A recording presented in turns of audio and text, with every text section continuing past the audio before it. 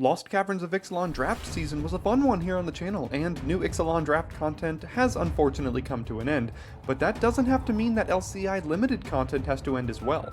Over the course of this format, I ended up doing 19 total drafts, far fewer than normal, and earning a 7-win trophy in 7 of those drafts, putting my trophy rate at a whopping 37% to go along with my 63% game win rate over the life of the format.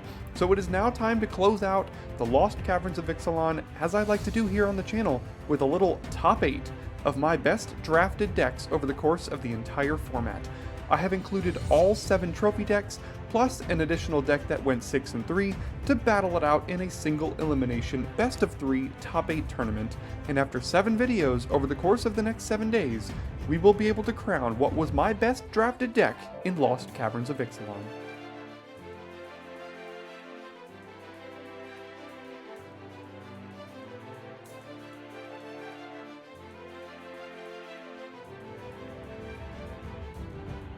Now, to help me with this tournament, I've enlisted the assistance of longtime viewer and patron of the channel, Fred, to act as my opponent for each of these 7 matches. And today we'll be starting with me playing Azorius Artifacts, which was draft number 3 posted to the channel on November the 20th.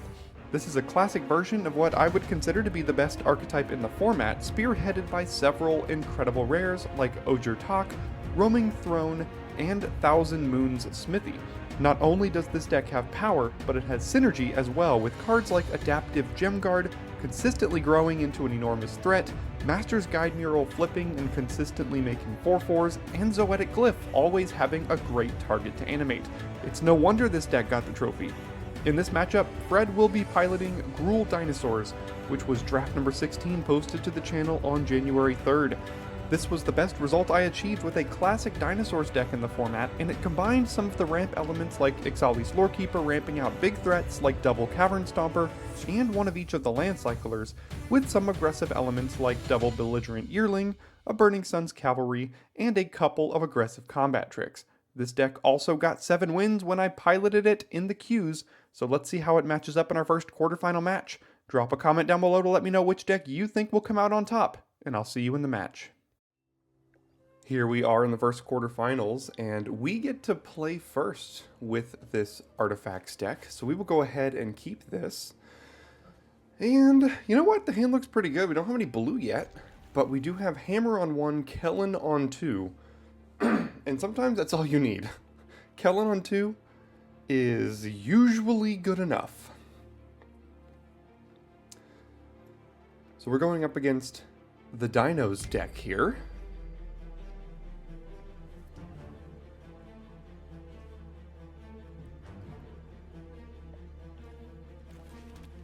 Looks like he took a mulligan.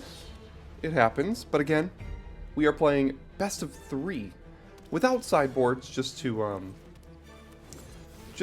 potentially eliminate a little bit of feel bad mana situations here.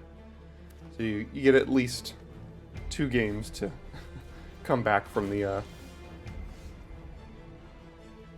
old mana screw. Okay, so we can equip the hammer and play Landmark to help find more lands here.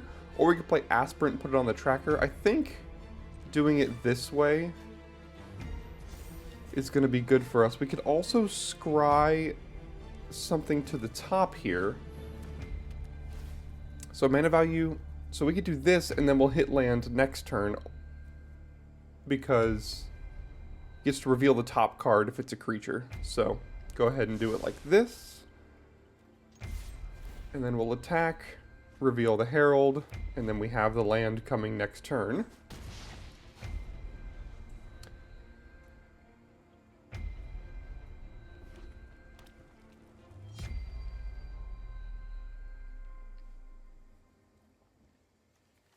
And then next turn, oh geez, that's kind of annoying.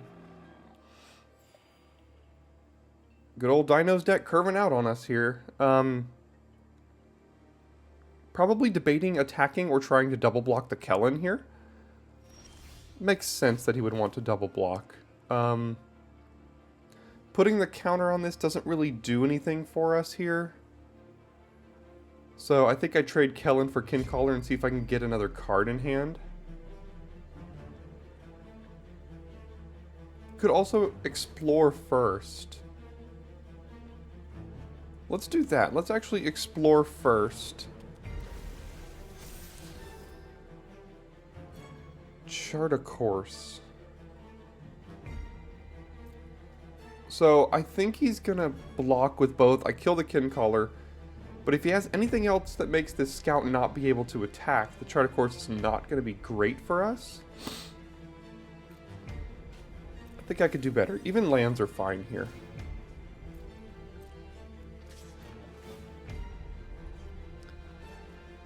I'll decline to put that in my graveyard. This makes sense. I think I'll kill the 3/3. And then re-equip the scout here. Get a land next turn. Probably play Smithy since we're not under a ton of pressure yet. Okay, that's fine.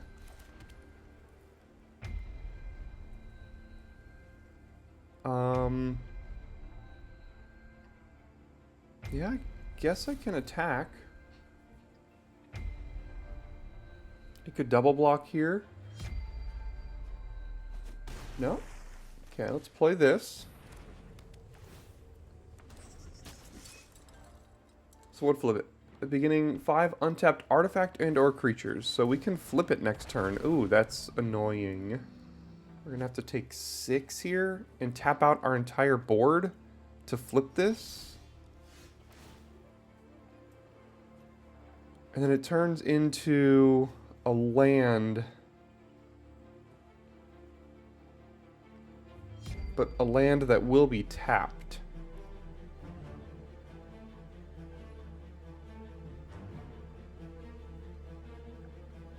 I think I'm going to decline this turn.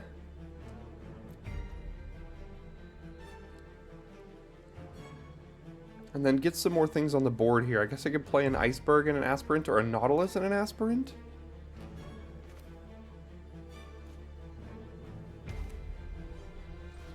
Let's do Iceberg here. Play the land, and then I guess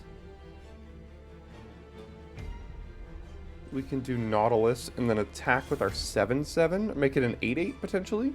Does that make it any better?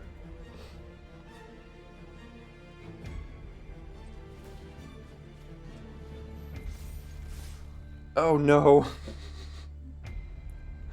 I did not mean to attack with the 2/3.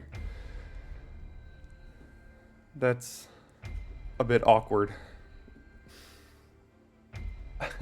For some reason thought this had Summoning Sickness again. But that's this one, so he'll probably eat the 2/3 with the Altasaur. But we are attacking with an 8/8, so that's not too bad. Okay. So we'll go ahead and do this here. I guess it ended up not being too bad for us, because he probably really had to get rid of that 8/8. Didn't have much else to do about it. Yeah, there's a Cavern Stomper. These big old dino decks, sometimes they go a little bit bigger than you can, but we get to flip the Smithy here, and that's probably just going to be good enough.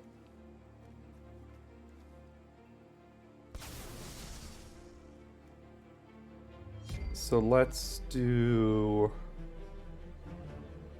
this, and then I think we are off to the races here.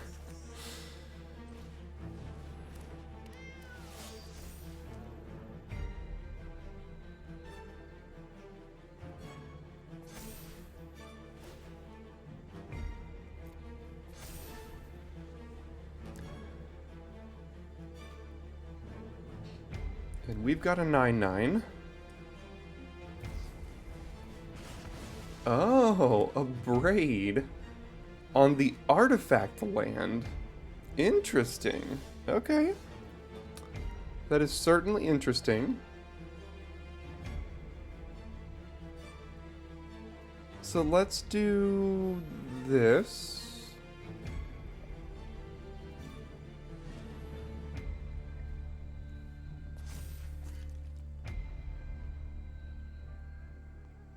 What if I just attacked with everything? Does that go badly for us? I mean, not really. They can eat and take 9, 10, 11, 12, 13, 14, 15. So he's dead. So he has to block at least some of this here. I could also do this.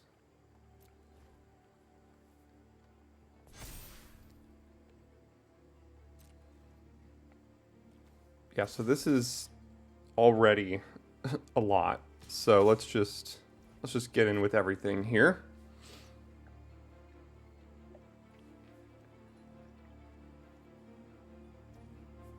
Yeah, looks like he's resigning to the fact that there's probably no way he could win this one. So like I mentioned, playing best of 3, but without sideboards, just to alleviate some of the mana screw issues. So getting into game 2 here, he'll likely be on the play with this Dinos deck.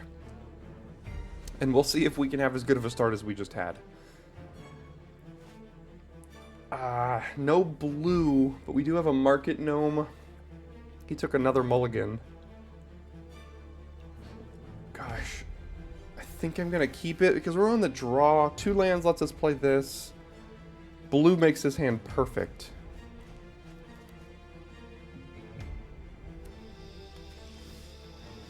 And Landmark also makes it quite good here. Can't keep that. I don't think I'm going to keep that either. Just need an island, basically.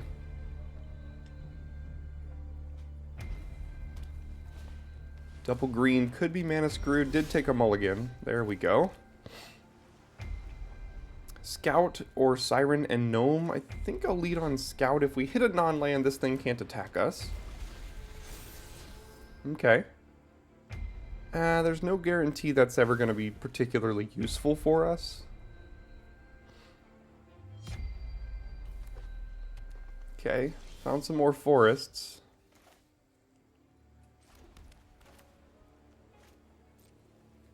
Looks like he might be getting a little bit mana screwed here. But we kept 2 hands this match that didn't have blue in it, so...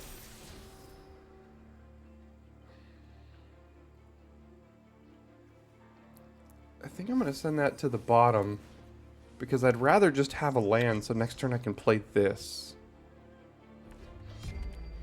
Okay, found the red, and an Axe Jaw. Alright, this is a game now. It's definitely... and a Belligerent Yearling. Alright. Thinking about keeping this on top. Probably doesn't have another play except for this next turn, which is fine by me. Let's do this. Let's do this, and...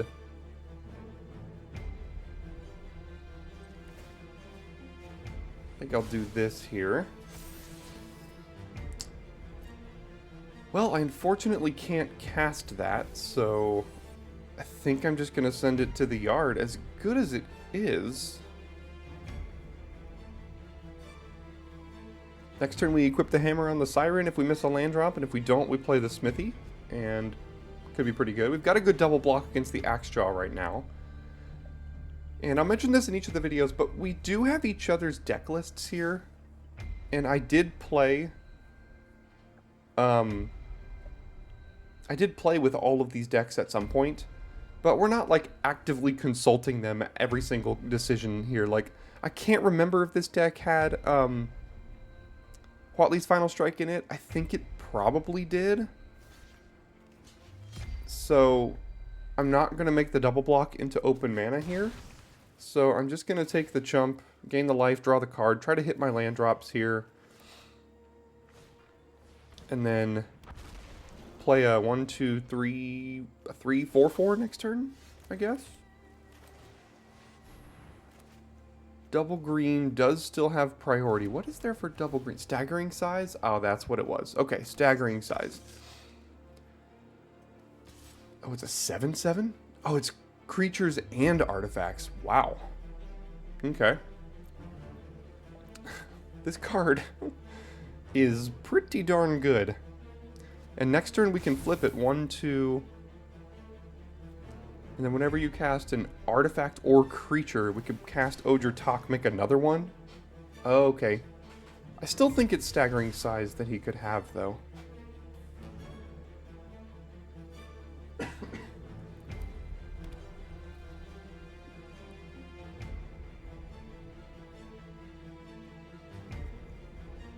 Yeah, we could tap 1, 2, 3, 4, 5. Keep our 7/7, flip this, cast Ojir Talk off the flipped mana here.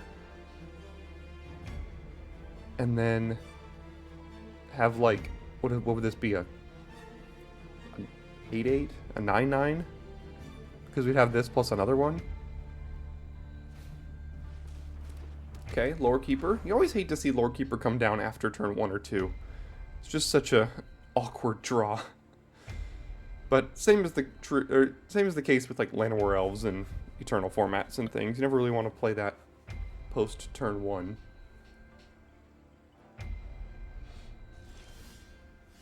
Okay, so let's go. Hopefully he doesn't have a Braid here. 1, 2, 3, 4, 5. Play the land. Play Ojir Talk, and then make another one of these.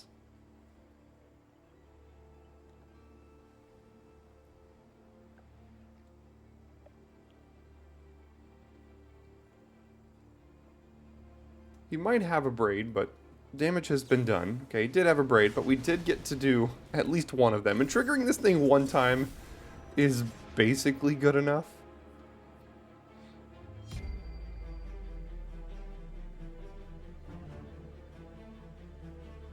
Because next turn, we've got Ojir Talk with Master's Guide Mural, which is absolutely busted. We get to make 3 4/4s. We are drawing particularly well this game. Let's just say that. Oh my goodness.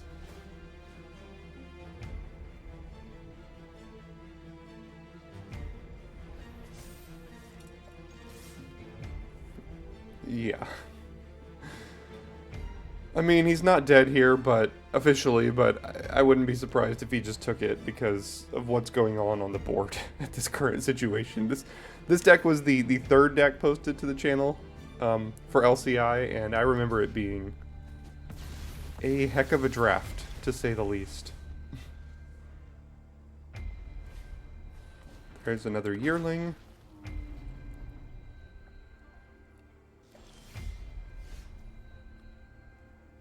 And that should probably do it, I would think. Do we have an artifact in here? Get to make more. So we get to just make 4 or 3 more 4/4s.